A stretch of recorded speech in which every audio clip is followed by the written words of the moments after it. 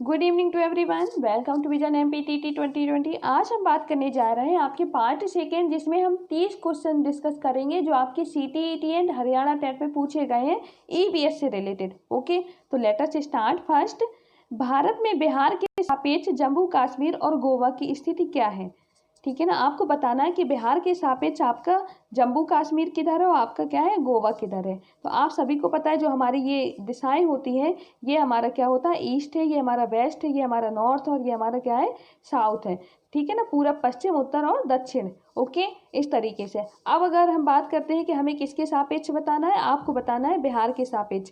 बिहार हमारा यहाँ पर आ जाता है। अगर बात की जाती है जम्मू कश्मीर, सभी को पता है यहाँ पर है आपका। गोवा की बात की जाती तो यहाँ पर है। ठीक है ना, अगर हम बात करें बिहार के सापेक्ष बताना, तो अब आप क्या करेंगे, बिहार को आधार मानेंगे। बिहार को हमने इसको आधार मान लिया।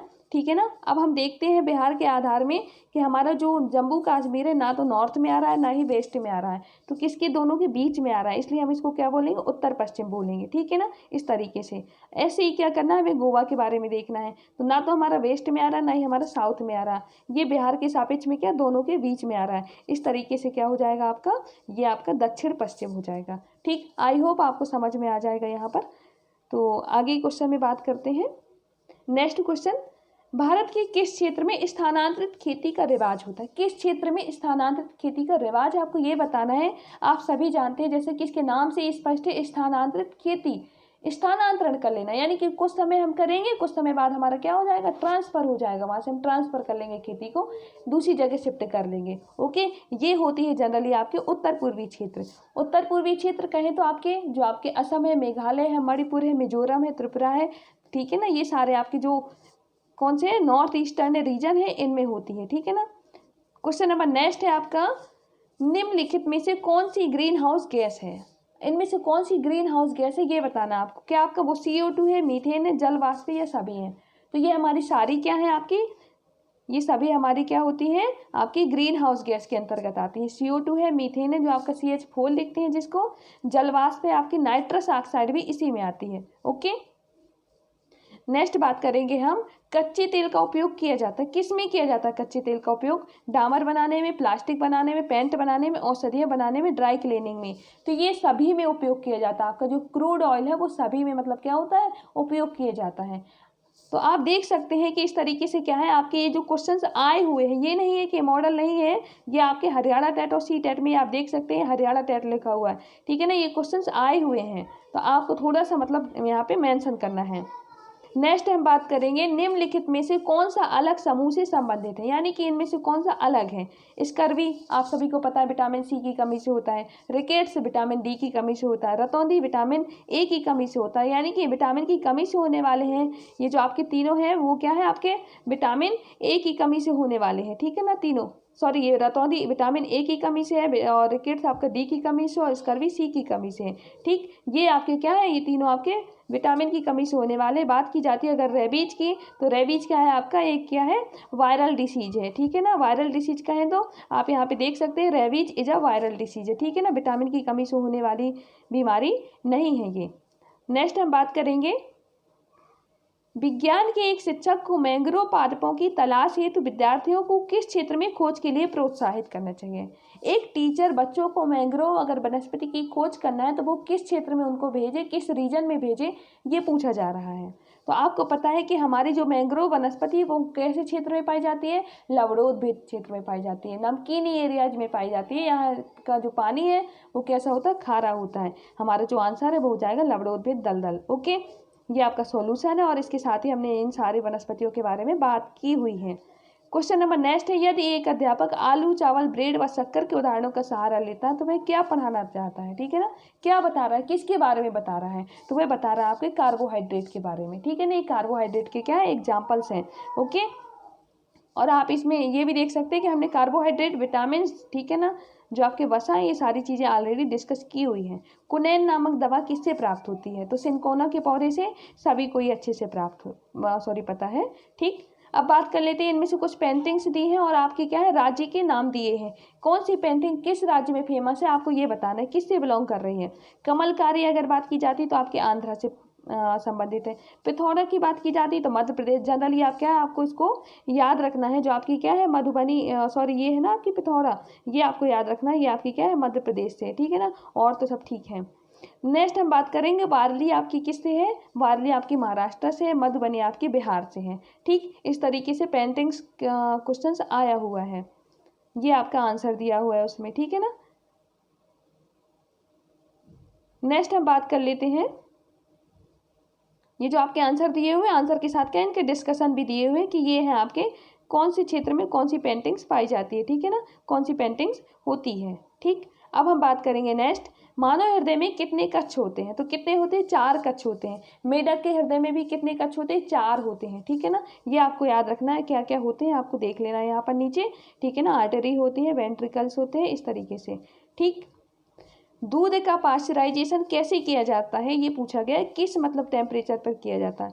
71 डिग्री सेल्सियस पर 15 सेकेंड के लिए आप उबालिए और 62 डिग्री सेल्सियस पर 32 मिनट तक गर्म करके, ठीक है ना। या तो आप 71 डिग्री पर अगर कर रहे हैं तो 15 सेकेंड ही करिए, अगर आप 62 डिग्री सेल्सियस पर कर रहे हैं तो 32 मिनट तक आपको क्या है गर्म करना पड़ेगा। ओके, इस तरीके से। निम्नलिखित में से कौन सा भारतीय मूल का नहीं है, हमने ये पढ़ा हुआ है कौन सा भारतीय मूल का है, कौन भारत की उपज है या नहीं है। तो आपका जो स्ट्रॉबेरी है वो भारतीय मूल का नहीं है, आम, केला, नारियल क्या है, ये सभी आपके भारतीय हैं, ठीक है ना। क्वेश्चन नंबर नेक्स्ट है आपका, एक शिक्षक है आपकी, ठीक है ना, एक शिक्षक मेधा पाटकर और अमृता देवी बिश्नोई के योगदान के बारे में क्या है बोल रहा है, ठीक है ना। क्यों क्यों बोल रहा है वो इनके बारे में, तो आपको पता है हमने अमृता देवी बिश्नोई का पढ़ा था, उसने क्या है खेजरी जो आपके वृक्ष थे उसकी क्या है उसकी रक्षा के लिए अपने प्राणों की कुर्बानी दे दी थी। तो दोनों जो है आपके किस आंदोलन से संबंधित है, आपके पर्यावरणीय मुद्दों से संबंधित है, ठीक है ना। पर्यावरण के लिए इन्होंने क्या किया है, प्रयास किया है, इस तरीके से आपका ये क्या है सॉल्यूशन दिया हुआ है। क्वेश्चन नंबर नेक्स्ट है आपका, निम्नलिखित में से कौन सा गलत है, ये बताना आपको कौन सा गलत है। जो आपकी किवनिन है, ठीक है ना, एक मलेरिया दवा है, उसे किकोना पौध से प्राप्त किया जाता है। जो आपका किकोना पौधा है, ठीक है ना, किवनिन एक मलेरिया की दवा है, उसे किकोना पौधे से प्राप्त किया जाता है, ठीक है ना।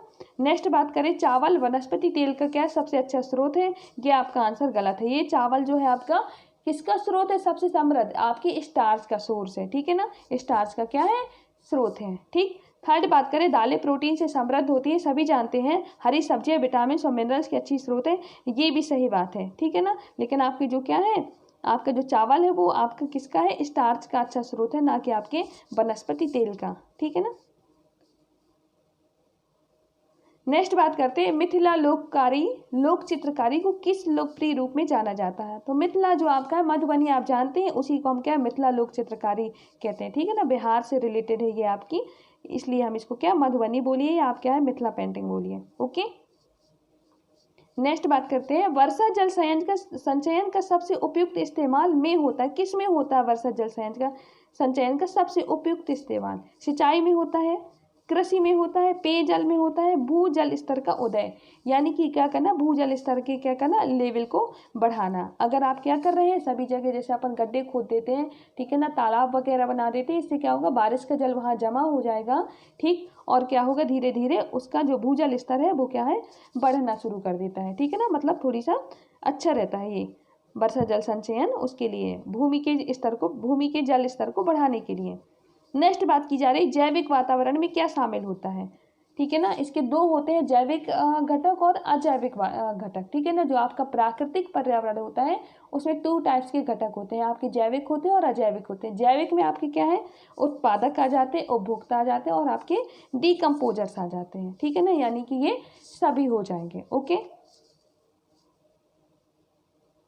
कोंकण रेल किसे सीधे जोड़ता है, ठीक है ना, किसे जोड़ता है ये बताना है आपको। तो मैंगलोर तथा मुंबई को जोड़ना है, ये थोड़ा सा याद रखना है आपको, ठीक है ना, इस तरीके से है, ठीक है ना। एक रेलवे लाइन है ये जो आपकी क्या है मंगलौर तथा मुंबई को जोड़ती है, आपस में कनेक्ट कर रही है। क्वेश्चन नंबर नेक्स्ट है, निम्नलिखित में से किस गैस को वातावरण में तापमान बढ़ने का क्या है कारण माना जाता है, ठीक है ना। जो वातावरण में हमारे क्या बढ़ रहा है टेम्परेचर बढ़ रहा है, तो इसके पीछे कौन सी गैस जिम्मेदार है, तो आपको पता है यहाँ पर जो है CO2 है वो मोस्टली क्या होती है जिम्मेदार मानी जाती है, ठीक है ना। CO2 क्या है रिस्पॉन्सिबल है इसके लिए। नेक्स्ट बात करें, मादा मच्छर खून क्यों चूसती है, मलेरिया फैलाने के लिए, नहीं। संक्रमण पैदा करने के लिए नहीं। अपने जीवन को बचाने के लिए नहीं। अंडों को पुनः उत्पादित कर सके, ठीक है ना। अब क्यों कर सके ये आपको यहाँ पे बता सकते हैं, यहाँ पे क्या चीज़ें लिखी हुई हैं। क्यों? क्योंकि वो इसलिए चूसती है मनुष्य के शरीर से ब्लड को, ताकि वो क्या करें, अपनी जो सप्लीमेंटल है उसकी सब्सटेंस है, जो भी उसके पदार्थ हैं, such as protein and iron to develop eggs, ठीक है ना। अपने अंडे को विकास करने के लिए उसे क्या चाहिए, प्रोटीन चाहिए, आयरन चाहिए। तो वो कहाँ से लेगी, वो आपके शरीर से लेगी, ठीक है ना। इस तरीके से उसे क्या होता है, अंडों को पुनः उत्पादित करने के लिए जरूरत होती है। और वो क्या है, मादा मच्छर क्या है, खून को चूसती है, ठीक है ना, सक करती है। नेक्स्ट है आपका प्रकाश संश्लेषण की प्रक्रिया में कौन सी गैस शामिल होती है, ठीक है ना। इसको आपको केयरफुली देखना है। आप देख सकते हैं यहाँ जो परसेंटेज रहा इसका, ये हार्ड लेवल का है और आपके 22% लोगों ने ही इसका राइट आंसर लगा पाए हैं। तो आपको ध्यान रखना है, प्रकाश संश्लेषण की प्रक्रिया में केवल ऑक्सीजन गैस शामिल होती है। क्यों? इसका रीजन भी आप देख सकते हैं, जो आपकी क्या होती है, कार्बन डाइऑक्साइड एंड वाटर, ठीक है ना, are converted into glucose and oxygen, ठीक है ना। जो आपकी कार्बन डाइऑक्साइड होती है और वाटर होती है, जो आपका CO2 प्लस H2O, ठीक है ना, ये आपके क्या प्रकाश संश्लेषण की जब क्रिया करते हैं सूर्य की प्रकाश की उपस्थिति और क्या है, क्लोरोफिल की उपस्थिति में, तो क्या निर्मित करते हैं आप, ये ऑक्सीजन निर्मित करते हैं और आपकी ग्लूकोज, जिसे हम कार्बोहाइड्रेट बोल सकते हैं, ठीक है ना। इस तरीके से जो आपका राइट आंसर होगा, इसको केयरफुली ध्यान से देखिए आप, ऑक्सीजन है। यहाँ पे हमें क्या है, ये जो हमारे ह्यूमन एरर हो रही हैं, तो हमें ह्यूमन एरर नहीं करना है यहाँ पे, ठीक है ना। नेक्स्ट है आपका, भारत में सींग वाला गैंडा कहाँ पाया जाता है। गुजरात, असम, सभी को पता है एक सींग वाला गैंडा क्या होता है, एक नहीं होते और भी 2 सींग भी होते हैं, कईयों की 3 सींग भी होते हैं। बोलते हैं जनरली कि एक सींग वाला गैंडा, तो आपको याद रखना है कि हमेशा असम में पाया जाता है, वो भी आपकी काजीरंगा जो आपका राष्ट्रीय उद्यान है वहाँ पर, ठीक है ना। क्वेश्चन नंबर नेक्स्ट है आपका, 2011 जनगणना के अकॉर्डिंग भारत में जनसंख्या का घनत्व क्या है। इसमें भी लोग मिस्टेक कर देते हैं, आप देख सकते हैं इसमें क्या है, इसमें कितना है, 382 है। जो हमारा राइट आंसर है 382 है, 382 प्रति वर्ग किलोमीटर के अकॉर्डिंग क्या होता है, घनत्व को मापते हैं, ठीक है ना। तो प्रति वर्ग किलोमीटर में कितने लोग रहते हैं आपके, 382 लोग, ये आपका जनसंख्या क्या है, घनत्व है, ठीक है ना, 2011 के सेंसस के अकॉर्डिंग। नेक्स्ट बात करेंगे, प्रत्येक स्थान के नाम के साथ उस क्षेत्र में बनाए जाने वाले सामान्य घरों के सही विवरण का क्या करना है, मिलान करना है। अब आपको बताना है कि मनाली में कैसे मनाली में कैसे घर बनाते हैं, राजस्थान में, असम में और लद्दाख में। आप सभी ने पढ़े हुए हैं, आई होप आप सभी को पता चल जाएगा यहाँ। अगर बात की जाती है मनाली की, ठीक है, मान लीजिए आपको हमने मनाली नहीं पढ़ाया, लेकिन आप क्या है, राजस्थान जानते हैं। राजस्थान में क्या होते हैं आपको पता है, गर्मी बहुत होती है, जिससे हमारा क्या होगा, राजस्थान में हमारा ये क्या है, आपको मिट्टी के घर जिनकी छतें कटीली झाड़ियों से क्या, छाई से ढकी होती है, ठीक है ना। नीम और कीकर की क्या करते हैं हम छत पे, मतलब कि नीम और कीकर की क्या करते हैं हम, रख देते हैं, ठीक है ना। लकड़ियाँ क्या रख देते हैं, जिससे क्या हो, दीमक ना लगे, लकड़ी खराब ना हो, ओके। नेक्स्ट हम बात करते हैं असम की। तो असम को पता है कि पानी बहुत ज़्यादा होता है, इसलिए हम क्या करते हैं, वहाँ पे जो बांस के खंभों पर बने ऊंचे घर हैं, वो आपके क्या है, असम में बनाए जाते हैं, ठीक है ना। ये आपका ए आंसर हो गया। अगर बात की जाती है आपकी क्या, लद्दाख की, तो आपको पता है वहाँ पे क्या हो रही है, बर्फबारी हो रही है। बर्फबारी की वजह से क्या होगा, यहाँ पर हम कैसे घर बनाएंगे, पत्थर के बने घर जिनके फर्श और छतें क्या होंगी, लकड़ी की होंगी, ठीक है ना। ये आपका जो दिया हुआ है, पत्थर के बने घर जिनके फर्श और लकड़ी के छतें क्या है, लकड़ी की बनी होती है यहाँ पर,